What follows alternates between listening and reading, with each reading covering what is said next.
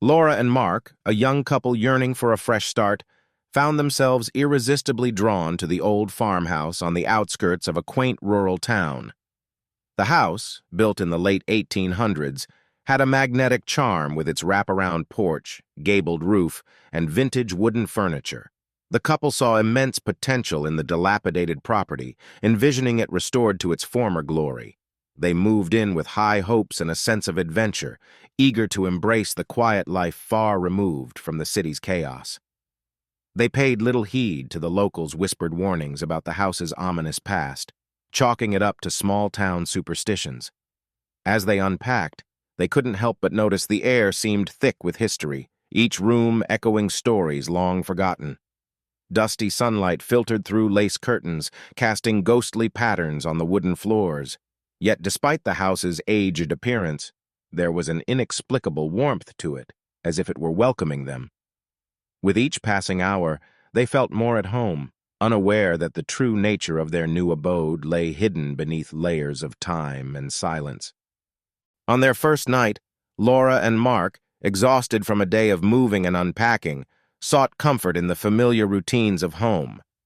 Laura busied herself in the kitchen, preparing a simple but hearty meal. The kitchen, with its antique stove and worn wooden counters, exuded a quaint charm that made her feel like she had stepped back in time.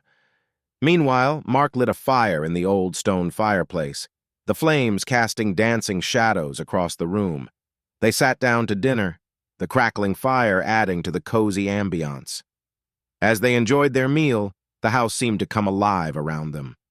At first, it was just the usual sounds of an old house settling, the creak of floorboards, the rustle of leaves outside. But soon they began to hear faint whispers, like distant conversations carried on the wind. The whispers grew louder, more distinct, yet remained just beyond comprehension. Mark, determined to dismiss any notion of the supernatural, got up to investigate but found nothing. The house fell silent once more, save for the occasional creak of its ancient bones. Laura and Mark exchanged uneasy glances but decided to chalk it up to their imaginations and the unfamiliar sounds of their new home. A few days later, Laura decided to tackle the attic, hoping to find some hidden treasures amidst the dust and cobwebs. As she sorted through old trunks and boxes, she stumbled upon an antique steamer trunk, its leather exterior cracked with age. Intrigued, she carefully opened it, revealing a trove of relics from a bygone era. Among the yellowed letters, sepia-toned photographs, and delicate lace garments, she found a diary bound in worn, cracked leather. As Laura began to read the diary, she became engrossed in the story of the McAllister family, the original owners of the farmhouse. The diary belonged to Eliza McAllister, who detailed their everyday lives, their hopes and dreams, and the gradual descent into despair. Laura discovered that the family had mysteriously vanished one stormy night in 1902, leaving behind a house filled with unanswered questions and a community shrouded in suspicion and fear. The last entry in Eliza's diary was particularly unsettling. It spoke of strange noises in the night, shadows that moved of their own accord, and a growing sense of dread that permeated the house. That evening, Laura shared her discovery with Mark. They sat together on the couch, the diary between them, as the wind howled outside and the fire crackled in the hearth. The more they read, the more palpable the tension in the room became. Laura could almost feel the fear that had gripped Eliza McAllister over a century ago. As the night wore on, the atmosphere in the house grew increasingly oppressive. Suddenly, the temperature dropped, and the flames in the fireplace flickered as if disturbed by an unseen force. Mark looked up, his eyes wide with alarm, as he noticed the shadows in the room began to shift and change. The shadows seemed to stretch and move with a life of their own, twisting into grotesque shapes that danced along the walls. Laura clutched Mark's hand, her heart pounding in her chest. They watched in horror as the shadows grew darker and more menacing, coalescing into the vague outline of a figure. Over the following days, the couple's unease grew as the strange occurrences became more frequent. Objects would move on their own, doors would slam shut, and the whispers became more insistent, their tone increasingly sinister. Laura began to feel as though she was being watched, a constant prickle of unease on the back of her neck. Mark, ever the skeptic, tried to find logical explanations for the phenomena, but even he was beginning to doubt his own rationality. One night, as they lay in bed, Laura awoke to the sound of soft crying. She turned to see a shadowy figure standing at the foot of their bed, its form indistinct but undeniably human. Paralyzed with fear, she could only watch as the figure slowly moved closer, the air around it growing colder with each step. Mark woke up, startled by Laura's terrified gasp, and the figure vanished as suddenly as it had appeared. They spent the rest of the night huddled together, the weight of the house's dark presence pressing down on them. Determined to understand what was happening, Laura and Mark delved into the history of the house and the McAllister family. They visited the local library, poring over old newspapers and records. They discovered that the McAllisters were not the only ones to disappear under mysterious circumstances. Over the years, several other families had also vanished or fled in terror, leaving the house abandoned for long stretches of time. They also learned of a local legend about a malevolent spirit that was said to haunt the area.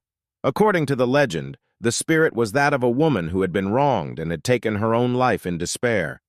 Her restless soul was believed to inhabit the house, tormenting anyone who dared to live there. The more they uncovered, the more they realized that they were not dealing with mere ghostly apparitions, but something far more sinister and dangerous. As the days turned into weeks, the entity's attacks grew more aggressive. Laura and Mark were plagued by horrific nightmares, their sleep filled with visions of darkness and despair. They would wake up with unexplained bruises and scratches, their bodies bearing the marks of the entity's rage. The once warm and welcoming house had become a place of terror, its walls seeming to close in around them. One evening, as Laura was preparing dinner, she felt a sharp pain in her side.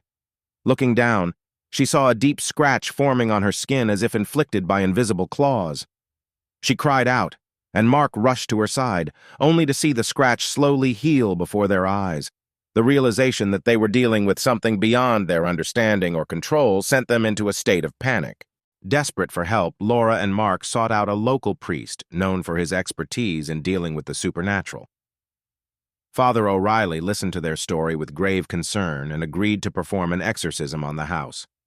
Armed with holy water, crucifixes, and prayers, he arrived at the farmhouse one stormy night, ready to confront the entity. As Father O'Reilly began the ritual, the house seemed to react violently. The walls shook, objects flew across the room, and the whispers turned into enraged screams.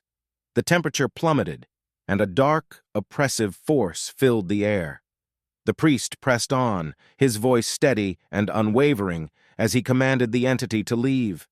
The dark figure appeared again, more solid than ever, its face contorted in a mask of fury. With one final, desperate invocation, Father O'Reilly cast the entity out, and the house fell silent. For a time, it seemed that peace had returned to the farmhouse. The atmosphere lightened, and the oppressive feeling lifted.